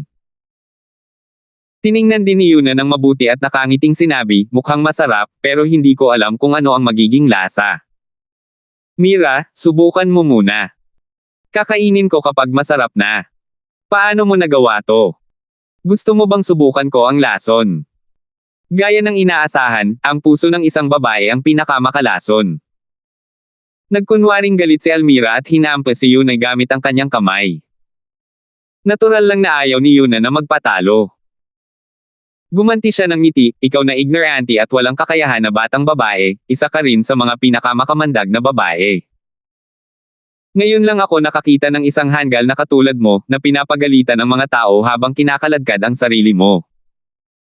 Tumikim si Terence at sinubukang pigilan ang pagtawa. Matalino naman siya para hindi makialam, malamang mapapahamak siya kung gagawin niya iyon, pero maganda ang kapaligiran, at nagustuhan niya iyon. Naalala ni Terence si Yana, ang saya siguro kung nandito siya. Kahit na magkamukha sina Yuna at Yana, hindi naman talaga sila si Yana. Maaari siyang makahanap ng pagkakataon sa hinaharap para malaman kung may relasyon ba ang dalawa. Marahil sila ay magkamag-anak. Maaaring sila ay isang pamilya noong unang panahon, ngunit kalaunan, ang isa sa kanila ay pumunta sa inabandonang lupain, at ang isa naman ay pumunta sa sub-isla. Pagkatapos ng napakaraming taon, hindi naging madali para sa dalawa na magmukhang magkamukha. Halos magkadikit silang tatlo at nagtatawanan. Si Peter, na nasa gilid, ay labis na nalulungkot. Hindi niya alam kung dapat ba siyang magsabi ng 10,000 mura sa kanyang puso. Bakit siya, si Peter, ay mag-isang humaharap sa apoy kapag nag-iiho ng karne, samantalang noong nag-iiho si Ford ng karne, dalawang magagandang babae ang agad na sumabay sa kanya at walang humpay na tumatawa. Hindi pa sila ganito kaaktibo noon. Pagkatapos ng lahat ng iyon, itinutulak pa rin siya palabas. Habang nahihirapan si Peter na magdesisyon kung dapat ba siyang maging makapal ang mukha para lumapit, may mahinang paggalaw sa paligid niya. Ang dalababawangging naglalaro ay biglang naging seryoso at nag-pose bilang nagtatanggol. Mabilis ding lumapit si Peter sa dalawang tao at agad na bumuo ng tatsulok na porma sayon. Si Terence lang ang nag-iiho pa rin na parang walang nangyari, na parang wala siyang napansin. Isa talaga siyang pabigat. Nasa harap niya lang ang kalaban, pero hindi niya man lang napapansin. Medyo nagalit si Peter at kinutya si Terence. Halata na si Terence ay isang napakalakas na kalaban dahil ganito lang siya kalapit sa kanila. Akala ni Peter ay mamamatay si Terence sa unang sandali. Kapatid na Ford, mag-ingat ka. Paparating na ang mga kalaban. Walang pakialam si Yuna sa iniisip ni Peter habang pinapaalalahanan niya si Terence sa mahinang boses. Ang dahilan kung bakit sila determinadong maging magkaaway ay dahil hindi sila nagmula sa iisang direksyon, kundi bumuo ng isang malabong kabkab. Halata na gusto silang hulihin ang kabilang panig ng sabay-sabay. Ayaw nilang makatakas ang kahit sino sa kanila, at halata naman ang kanilang malisyosong intensyon. Maaaring isa lamang Sky-class Full Master si Terence, ngunit nakita na niya na ang kanyang mga assassin skills noon. Umaasa siyang gising si Terence sa tamang oras at papasok agad sa battle mode pagkatapos ng paalala. May paparating na kaaway. Nasaan siya? Ang ignoranteng mukha ni Terence ay nagmukha siyang baguhan, at lalong nakaramdam ng paghamak si Peter. Sa katunayan, nauna nang natuklasan ni Terence ang kalaban kaysa kina Yuna at sa iba pa. Bagamat hindi niya ginamit ang kanyang spirit sense, ang kanyang Yuan spirit body ay lubhang sensitibo. Tutal, matibay naman ang kanyang orihinal na pundasyon. Kung ayaw niyang matuklasan at mapalapit, dapat ay nasa Earth formation stage na siya, hindi ba? Gayunpaman, ang mga tinatawag na kalaban ay mga baguhan lamang sa foundation stage. Walang pakialam si Terence at hindi niya binalaan sina Yuna at ang iba pa. Wala namang banta, kaya hayaan na lang sila. Habang nagsasalita siya, 7 foundation level practitioner ang lumitaw mula sa lahat ng direksyon, nakapalibot kay Terence at sa iba pa. Hahaha, ang liit naman ng mundo. Yuna, hindi ko inaasahan na ganito pala tayo kaswert na magkikita tayo rito. Tumawa ang isang matipunong lalaki na may makapal na balbas habang ipinapatong ang palakol na pangote ng bundok sa kanyang balikat. Tinaas niya ang kanyang mga kilay at sumulyap kay Yuna at sa iba pa. Mukhang maganda ang ani ninyo. Ang mga lumang tuntunin, sino mang makakita nito ay magkakaroon ng bahagi. Ibigay ninyo lahat. Bah! Sino ang susunod sa mga lumang patakaran kasama mo? Boy ka, huwag kang sumobra. Kasing itim ng tubig ang magandang mukha ni Yuna. Malamig niyang sinabi, huwag mong isipin na kaya mo kaming apihin dahil lang sa mas marami kaming tao. Sa pinakamalala, lalaban lang kami hanggang kamatayan. Ang mga dark spirit beast na kanilang pinaghirapang hunt, ang kanilang mga panloob na core, mga piraso ng karne ng essence, at iba pa ay kinailangang ipagpalit ng pera para mapalakas ang koponan. Paano kaya sila madaling maibibigay ni Yuna sa kabilang panig? Bagamat may 7 tao sa kabilang panig, ang kanilang lakas ay iba-iba mula sa tugatog ng unang yugto ng kaharian ng pagtatayo ng pundasyon hanggang sa tugatog ng huling yugto ng kaharian ng pagtatayo ng pundasyon. Ang kanilang tunay na lakas ay halos kapareho ng kanilang tatlo, kaya naisip ni Yuna na maaari silang tumakas kahit hindi nila sila matalo. Sa ilalim ng gayong mga pangyayari, tiyak na hindi nila ibibigay ang mga bagay para matiyak ang kanilang kaligtasan. Yuna, maganda ang mood ko ngayon. Mga gamit mo lang ang gusto ko, hindi ang buhay mo. Huwag kang maging walang utang na loob. Ginamit ng matipunong lalaking nagngangalang Boyka ang kanyang kalingkingan upang kalkalin ang kanyang mga ngipin, at tumawa ng walang pakialam. Syempre, kung handa kang humiga sa aking kama ng masunurin, hindi mo kailangang kunin ang mga bagay na ito. Hindi, bibigyan pa kita ng ilang biktima. Yuna, ano sa palagay mo? 7,668. Sa tingin ko pwede ka nang mamatay ngayon. Nagyelo ang magandang mukha ni Yuna. Itinaas niya ang sandata sa kanyang kamay at akmang aatake na. Kasabay nito, tinawag niya si Almira at ang iba pa sa mahinang boses, tumutok kayo sa pinakamahinang bahagi ng kalaban. Tayo muna ang lalabas. Kung sila ay nagkasabit, malamang na magdurusa sila sa pagkalugi, kaya mas mabuting tumakas na lang sa lalong madaling panahon. Nakakalat ang mga tauhan ng kalaban, na nangangahulugang mas kaunti ang mga tao sa magkabilang panig kaysa sa kanilang sariling koponan, kaya hindi maliit ang pagkakataong makalusot. Ang magkapatid na Ford lang ang nag-aalala. Mula nang lumitaw si Boyka at ang iba pa hanggang ngayon, hindi pa rin siya gumanti, at nakaupo pa rin sa tabi ng apoy, maingat na nag-iiho ng karne. Natigilan talaga si Yuna. Isa pala talagang barbecue chef ang brother assassin na ito, di ba? Paano siya nakafocus ng husto sa pag-iiho ng karne? Isa lamang iyan ordinaryong karne ng spirit beast ng kadiliman. Wala itong gaanong halaga. Kuya Ford, huwag mo nang alalahanin ang karne. Hindi napigilan ni Almira na bumulong, hindi pa oras para kumain. Bakit hindi? Ayos lang naman ako. Tiningnan ni Terence ang karne at iniabot ito kay Almira nang nakangiti. Ate Mira, subukan mo. Ano sa tingin mo ang luto ko? Ang gininto ang dilaw na karne ay umuusok ng mainit, at ang ilan sa mantika sa karne ay sumisirit. Isang kaakit-akit na aroma ang sumusulpot sa kanyang ilong. Alam ni Almira na ang kasalukuyang sitwasyon ay hindi angkop para sa kanya na kainin, ngunit ang kanyang tiyan ay naglalabas pa rin ng mahinang ungol dahil sa bango. Sa sandaling iyon, hindi napigilan ng masayang si Almira na mamula. Nang makita ang inihaw na karne sa harap niya, hindi niya talaga alam kung tatanggapin niya ito o hindi. Nakita ni Terence na nag-aalangan si Almira, kaya hindi na siya nagsalita pa at itinusok ang isang tusok sa mga kamay nito. Ibinigay niya ang isa pang tusok kay Yuna. Bahagyang gumalaw ang mga sulok ng bibig ni Yuna. Hindi niya maintindihan kung bakit tuhog lang ng inihaw na karne ang hawak nito. Hindi ba dapat ay may hawak siyang sandata? Ito na ang oras para gawin ang lahat. Anong meron sa mga tuhog ng barbecue?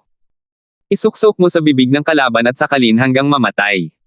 Ford, tanga ka ba? Hindi mo ba naiintindihan ang sitwasyon? Hindi na nakatiis si Peter at sumabog ang kanyang bibig, kahit gusto mo pang mamatay, huwag mo kaming hilahin pababa. O isa ka lang bang undercover agent na ipinadala ng walang kwentang spinach na iyon? Si Boyka, na tinaguri ang hanggal na spinach, ay nadama na si Peter ay isang matandang lalaki na sawang-sawa na sa buhay. Ang palakol na humahati ng bundok sa kanyang balikat ay handa ng putulin ang ulo ni Peter anumang oras. Gayunpaman, bago pa man siya kumilos, ang batang nagngangalang Ford ay nagsimula ng makipag-usap kay Peter nang nakangiti. Kaya, pansamantalang pinigilan ni Bo ang kanyang balak na pumatay at naghanda na panoorin ang isang alon ng panloob na alitan. Peter, medyo kinakabahan ka ba dahil may kakainin na barbecue ang magkapatid at ikaw ay wala? Huwag kang mag-alala, ladies first. Nagbibiro lang si Terence nang mapansin niya ang reaksyon ng grupo, at baka sa mukha niya ang pagkalito. Sino ang mga to? Nandito ba siya para mag-deliver ng spinach? Hindi masarap ang spinach barbecue. Magluto ba tayo ng sopas? Sino ang nagmamadali? Sino ba naman ang gustong kumain ng barbecue? Kumaibot ng 2 beses ang sulok ng bibig ni Peter. Hindi niya talaga alam kung dapat ba siyang magalit o tumawa. Sopas ng spinach, nakakatawa talaga. Habang nakatingin kay Boyka, na dating gustong manood ng palabas, pero ngayon ay medyo berde na ang mukha niya, biglang naramdaman ni Peter na gusto na talaga niyang tumawa. Muntik nang magtamo ng mga panloob na pinsala sina Yuna at Almira dahil sa pagpipigil ng kanilang tawa. Gayunpaman, hindi ito ang tamang oras para tumawa sa sandaling ito kung sakaling magwala si Boyka dahil sa kahihiyan. Kaya't nagngingit-ngit sila at nagkibit-balikat, hinihiling na sana'y ihampas na lang nila ang karneng nasa kanilang mga kamay sa ulo ni Terence. Hindi niya nga alam kung kailan titingnan ang oras at lugar kung kailan siya nagbibiro. Ito na ba ang tamang oras para magbiro? Ngayon, kumakain sila ng inihaw na karne. Bah! Oras na para mag-asaran. Brat, napaka-arrogant mo. Mukhang may kahangahangang kakayahan ka. Bakit hindi mo ipakita sa akin? Madilim ang mukha ni Boyka. Sa isang ikot ng kanyang palso, ang palakol na humahati ng bundok sa kanyang balikat ay nahulog sa lupa, na madaling nagpira-piraso ng bato sa lupa. Hindi pa kita nakikita noon. Ikaw ba ang bagong magandang anak ni Yuna? Halika rito, makikilala kita. Napag-usapan na, hindi ito ang unang pagkakataon na tinawag si Boyka na Spinach ng iba dahil sa kanyang pangalan. Gayunpaman, ang pinakakinaiinisan niya ay ang pagtawag sa kanya na Spinach. Siyempre, limitado lamang ito sa mga taong mas mababa ang katayuan at lakas kaysa sa kanya. Matutuwa sana siya kung may tatawag sa kanya ng ganoon, pero hindi ganoong tipo si Terence. Hindi lang Spinach ang umorder ng batang ito, sinasadya pa niya itong gamitin para magbiro, sinasabing kung hindi masarap ang barbecue, magluluto siya ng sopas. Ang galing magluto ng sopas. Galit na galit si Master Boyka. Siguradong napakabigat ng kahihinatnan. Kapatid na Ford, si Boyka ito. Napakalakas niya. Huwag natin siyang kalabanan ng harapan. Bumalik sa normal si Yuna at tumayo sa harap ni Terence, bumulong sa kanyang tainga, Terence at umalis sa cob-cob papunta sa direksyong iyon. Huwag kang mahuli. Yuna, huwag mo nang isipin yan. Kakainin kita ngayon. Hayaan mo munang pumunta ang batang yan para mamatay, at saka kasusunod na aakyat sa kama ko, kung hindi ay mamamatay kayong lahat. Pinaikit ni Boyka ang kanyang mga mata at sinenyasan si Terence gamit ang kanyang daliri, Brat, hindi ka ba masyadong mayabang? Ang alam mo lang ba ay magtago sa ilalim ng palda ng babae at hindi manggahas na makakita ng kahit sino? Sino ba nagsabi sa iyong mayabang ako? Kumunat ang noo ni Terence at nagseryoso. Sino ang naglabas ng ganitong sikretong impormasyon? Tumawa ng malakas si Almira. Pagdating sa pagiging mayabang, wala nang oras para itago ito. Medyo interesante ang Ford Lucky na ito, ngunit sa kasamaang palad, medyo mahina ang kanyang lakas. Lubos niyang ikinagalit si Boyka, at malamang na hindi madaling lutisin ang bagay na ito. Brat, ang lakas ng loob mo. Kung gayon ay pauuwiin na kita. Malamig na tumawa si Boyka habang ang palakol sa bundok na nasa lupa ay tumalbog pataas at tumama kay Terence na parang kidlat. Ang tunog ng palakol na humihiwa sa hangin ay may taglay na lakas ng isang kulog, ito ay isang puwersa na talagang kayang hatiin ang isang bundok. Nagbago ang ekspresyon ng mukha ni Yuna. Pareho lang ang lakas ni Boyka sa kanya, pero kung pag-uusapan ang lakas, mas malakas si Boyka. Kung maglalaban sila ng harapan, baka hindi siya ang katapat niya. Sa pamamagitan lamang ng paggamit ng kanyang liksi upang makisali sa pakikidigmang gerilya magkakaroon ng pagkakataon si Yuna na makipaglaban kay Boyka. Gayunpaman, nang bumagsak ang palakol, kahit na kaya niya itong iwasan, tiyak na hindi makakatakas ang magkapatid na Ford. Kaya naman, tanging pagnguyom ng ngipin at pagtataas ng sandata ang nagawa ni Yuna, handang-handa ng hawakan ang ulo ng palakol. Walang tiwala si Yuna sa susunod na mangyayari kung gagamitin niya ang kanyang kahinaan upang labanan ang lakas ng kalaban. Naantig si Terence. Marami na siyang karanasan sa labanan, at alam na niya ang iniisip ni Yuna sa sandaling gumalaw ito. Dahil dito, mas naging malapit sina Yuna at Yana sa isa't isa. Ate Wo, huwag mong itapon ang barbecue. Ang hirap talaga ng pinaghirapan kong lutuin ito. Casual na sabi ni Terence habang itinutulak si Yuna ng ilang hakbang palayo, madang naiwasan ang atake ni Boyka. Natigilan si Yuna, hindi maintindihan kung bakit ganoon kadali siyang itinulak ni Terence. 7,669. Hindi magkapantay ang kanilang antas, at kahit na bahagyang dahil hindi sila nag-iingat kay Terence, medyo kakaiba pa rin na napakadali nilang narating ang bingit. Ang mas nakakapagtaka pa ay hawak pa rin niya ang tuhog ng inihaw na karne sa ganoong sitwasyon na parang buhay at kamatayan. Ano ba yan? Kaya umaasa pa rin siyang gamitin ang inihaw na karne para harangan ang palakol ni Boyka na panggote ng bundok. Biglang pumasok sa isip ni Yuna ang mga kaisipang ito at itinapon sa kanyang isipan. Mas nag-aalala siya sa kaligtasan ni Terence. Tumangala siya at nakitang umiwas si Terence sa palakol, ngunit hindi naman ganoon ka-deserve ang pangalang Boyka. Tila hindi mapigilan ang palakol, ngunit nang hindi ito tumama, gumuhit ito ng arko at nagpatuloy sa paglaslas kay Terence. Alam ni Yuna na mahihirapan siyang harapin ang ganito kalaking pag-atake. Huli na ang lahat para iligtas siya. Wala talagang pakialam si Terence dahil nasa hanay siya ng mga atake. Para sa kanya, parang laro lang ng bata ang atake ni Boyka. Kung mayroon pa siyang tunay na chi, sapat na ang isang maliit na daliri para durugin siya ng 12-dosenang beses. O kung makakabawi man lang ang kanyang kamalayan, ang isang simpleng banggaan ng kamalayan ay maaaring magpabaliw sa kanya. Kahit hindi niya magamit ang alinman sa mga ito, naroon pa rin ang mga mata ni Terence. Ang palakol na humahati ng bundok na inakala ni Yuna ay napakalakas ay walang pinagkaiba sa bilis ng kuhol para sa kanya. Hindi lang talaga kayang sabayan ng bilis ni Terence ang mga mata niya matapos mawala ang kanyang purong enerhiya. Gumalaw ang katawan ni Terence sa talim ng axe na humahati sa bundok ng may tumpak na mga galaw habang ginagamit ang mga micro-step ng paru-paro. Naiwasan niya ang mga atake ng may kakaibang lalim, at ang kanyang tindig ay napaka-elegante. Sa paningin ni Yuna at ng iba pa, parang isang magandang sayaw sa dulo ng talam. Nanlumo si Boyka. Kalaban siya ni Terence, at mayroon siyang malalim na karanasan. Mukhang hindi malakas ang batang nasa harap niya, pero hindi niya talaga ito kayang tamaan. Ito ay isang pakiramdam ng kawalan ng pag-asa kung saan hindi niya ito malampasan kahit gaano pa niya subukan. Kahit hindi pa kumikilos si Terence, nararamdaman na ni Boyka na hindi maganda ang mga bagay-bagay.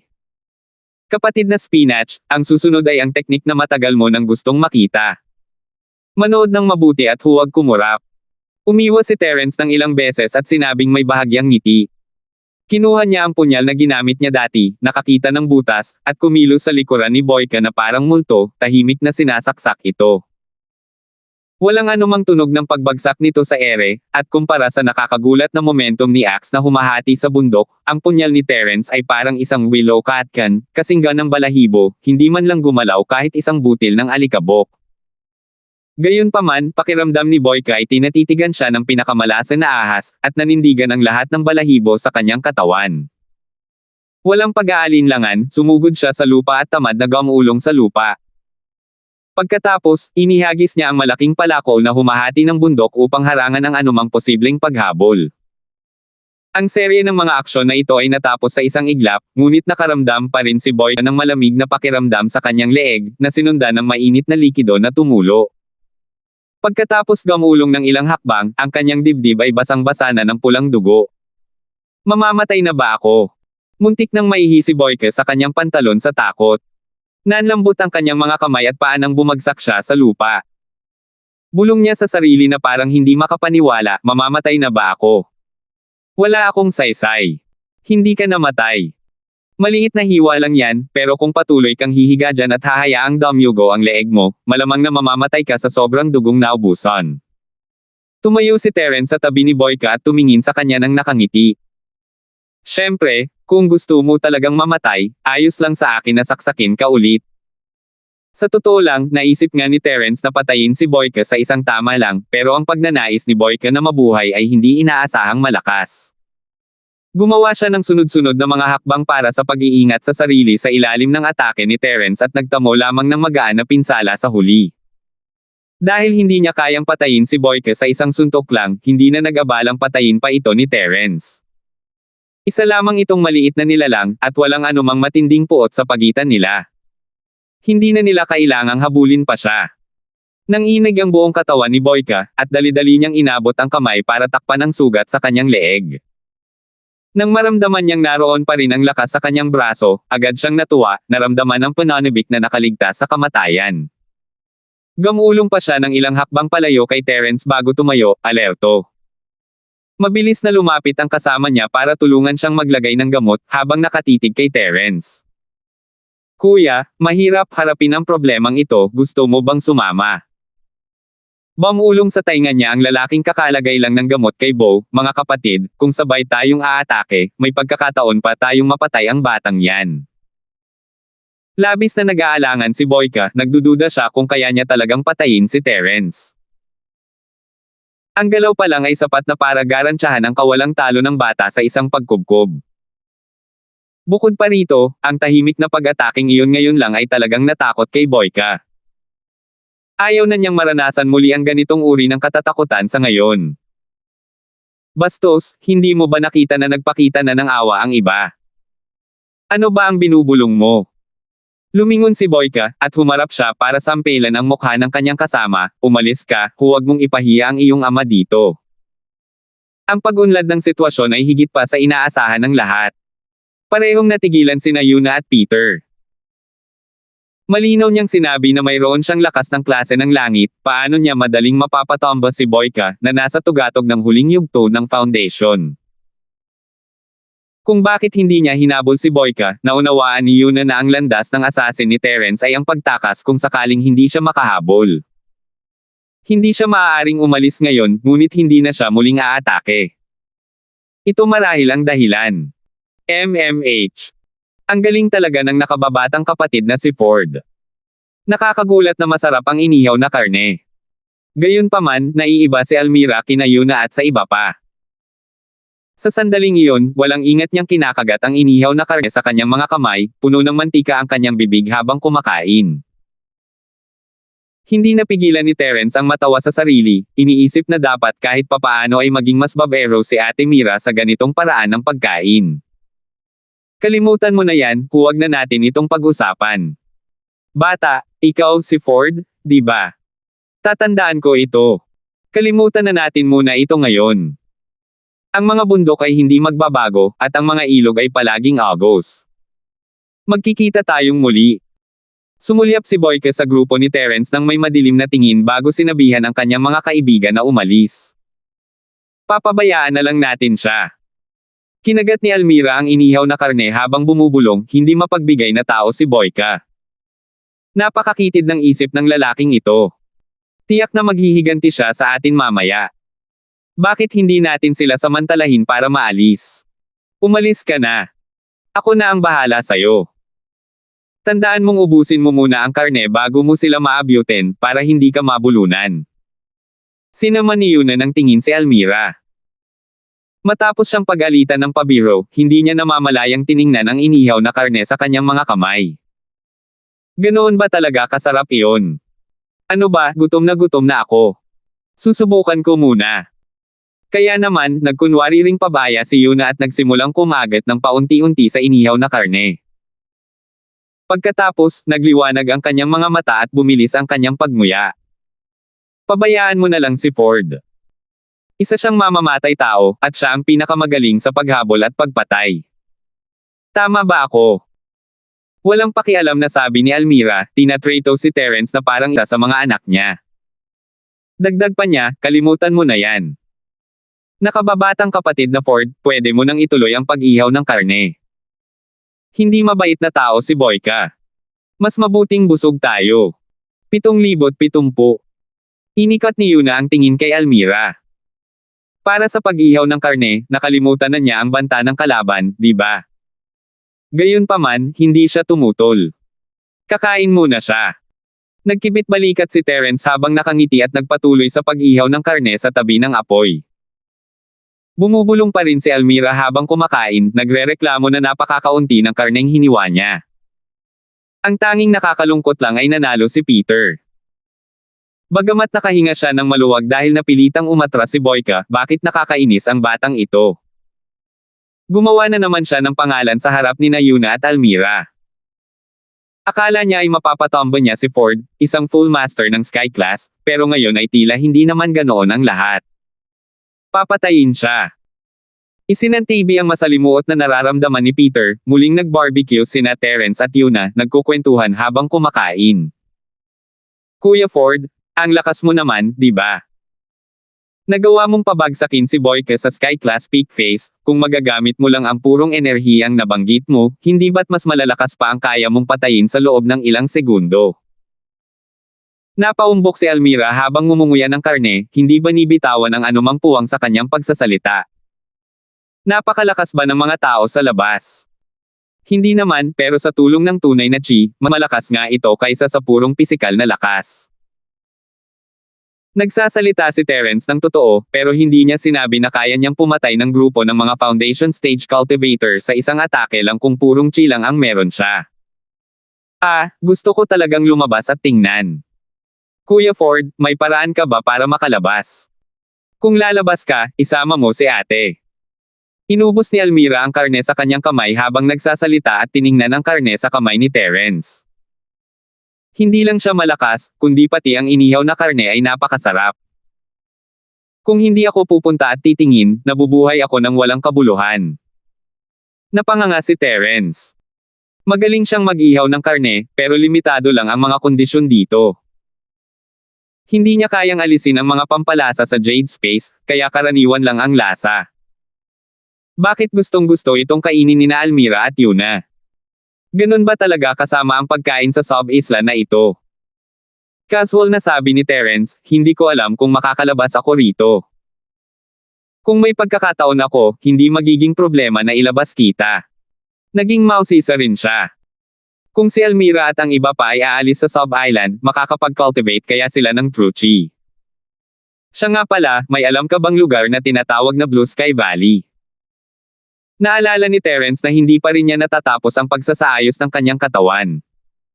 Blue Sky Valley. Magandang pangalan yan, pero ngayon ko lang narinig yan. Kinamot ni Almira ang noo gamit ang kanyang mga daliri at lumingon para tanungin sina Yuna at Peter, narinig niyo na ba iyon? May kutob ba kayo tungkol dito? Umiling sina Yuna at ang nababagabag na si Peter, na nagpapahiwatig na hindi pa nila naririnig ang tungkol sa lambak. Nagkibit balikat si Terence, hindi masyadong nagulat. Hindi naman ganoon kalaki ang lugar na ating kinaroroonan. Bukod sa kagubatang ito, ang iba ay nasa loob lamang ng lungsod ng Lulang. Napakalaki talaga ng buong sub-island, at ang lungsod ng Lulang at ang mga nakapalibot na kagubatan ay maliit na bahagi lamang nito. Nag-isip sandali si Yuna bago ipaliwanag ang heograpiya kay Terence. Marahil ang Azure Sky Valley na hinahanap mo ay nasa ibang lugar. Pagbalik natin sa lungsod ng Lulang, maaari tayong magtanong-tanong. Baka may nakakaalam tungkol sa lugar na ito. Sige, kung ganoon ay kailangan kong abalahin si Ate Wu para tumulong. Ngumiti si Terence habang iniabot ang karne kay Yuna. Ito na ang gantimpala mo. Hoy, nakababatang kapatid na Ford, hindi mo pwedeng basta na lang isipin ang Ate Wu mo at kalimutan ako, Ate Mira. Agad na iniunat ni Almira ang kanyang kamay para agawin ito pabalik. Ako ang unang nakakita nitong inihaw na karne. Paano mo ito naibigay sa iba? Walang pakialam na itinaas ni Yuna ang kanyang kamay at kinuha ang inihaw na karne bago pa man magawa ni Almira. Sa iyo na yan kung gusto mo muna. Sinabi na ni Brother Ford na gantimpala ko yan. Ang lakas ng loob mo namang agawin yan. Wala akong pakialam, makakatanggap ako ng bahagi ng gantimpala. Hindi mo maaaring kunin lahat para sa iyong sarili. Hindi sumuko si Almira, tumalon at hinabol si Yuna para sa karne. Alam ni Terence na naglalaro lang sila at ayaw niya silang abalahin. Ngumiti siya at umiling habang nagpapatuloy sa pag-iiho. Tanging si Peter lamang ang may mapait na ekspresyon sa kanyang mukha. Naisip niya sa sarili, kumain na kayong lahat, pero naisip niyo ba ang nararamdaman ko? Wala pa akong kinain. Kalimutan mo na, ako na lang ang gagawa. Mag-iiho na lang ako ng karne. Hindi ko maaasahan yang batang yan ni Ford. Maya-maya, natapos na kumain at magayos ang ilan sa kanila, kaya nagpatuloy sila sa kanilang paglalakbay. Naglakad sila ng 12-dosenang milya sa kagubatan bago nila tuluyang nilisan ang kagubatan. Pagkalabas niya, nakita niya ang paglawak ng mga pader ng lungsod. Ito dapat ang lungsod ng Lulang na binanggit ni Yuna at ng iba pa. Kuya Ford, nandito ka sa lungsod ng Lulang. Babalik tayo at ibebenta ang mga gamit para sa pera. Treat ka ni ate ng masarap na pagkain. Garantisado kung hindi ito masasama pa sa inihaw mong karne. Gumagana si Almira na parang isang host, at si Terence naman ay walang gaanong inaasahan. Kung tutuusin, ang isang Yuan spirit body ay walang anumang pangangailangan sa pagkain. Ang tanging bagay na dapat abangan ay kung makakakuha ba siya ng anumang balita tungkol sa Azure Sky Valley sa lungsod ng Lulang. Kung hindi niya mahanap ang Azure Sky Valley, kailangan niyang humanap ng paraan para makaalis sa Sub-Island sa lalong madaling panahon dahil maaaring wala ang Azure Sky Valley sa Sub-Island. Habang nag-uusap sila, nakarating sila sa tarangkahan ng lungsod. Bagamat may mga gwardya, wala silang sinisingil. Sinalubong pa ni Yuna at ng iba pa ang mga gwardya ng may pamilyar na pagtanggap. Ate Wu, mukhang maayos naman ang kalagayan mo sa lungsod ng Lulang. Magalang naman sa iyo ang mga gwardya. Pagpasok sa lungsod, nagbiro si Terence, mayroon ba siyang kakaibang karanasan na hindi ko alam? Sabihin mo nga sa akin. Anong klaseng pinagmulan mayroon siya? Isa lamang silang grupo ng mga veterano na katulad natin. Ngumiti ng mapait si Yuna at umiling. Kung ganoon nila tayo mababati, ibig sabihin ay wala silang pakialam sa atin. Kung makakita sila ng mga taong may tunay na katayuan, agad silang pumipila at say saludo. Tanging mga taong katulad natin ang makakakilala sa kanila. Pinag-isipan ito ni Terence at sumang-ayon, kailangan niya maging isang lokal na tirano kung maayos ang pakikitungo niya sa mga opisyal ng mababang uri. Hindi dapat maging problema ang pagkuha ng impormasyon. Ate Wu, hindi mo kailangang maliitin ang sarili mo. Magiging sikat ka rin sa kalaunan. Pakunwering inalo siya ni Terence. May Panginoon ng lungsod sa lungsod ng Lulang, di ba? Malakas ba sila? Kapatid na Ford, kakaiba ang tanong mo. Wala ka bang Panginoon ng lungsod? Tumawa ng mahina si Almira at nagpatuloy sa pag-uusap, syempre may isang Panginoon ng lungsod sa lungsod ng Deer Ridge, at napakalakas niya. Kahit papaano, hindi siya mahihirapang patayin ang ilan sa atin sa isang iglap. Naisip ni Terence na hindi naman ganoon kahirap pumatay ng ilang foundation stage cultivator sa loob lang ng ilang segundo, hindi naman nila kailangang maging ganoon kalakas, sapat na ang gininto ang core. Lalo na sa isang kapaligirang tulad ng sub-isla na ito, kung walang tulong ng tunay na chi at espiritual na kamalayan, mahirap lumaban sa mas mataas na antas ng walang tulong ng pisikal na lakas. Kaya ang pagsugpo sa antas sa sub-island ay mas malakas kaysa sa labas, ngunit si Terence ay isang exception. Salamat po at sinamahan ninyo ako, ingat lagi mga master.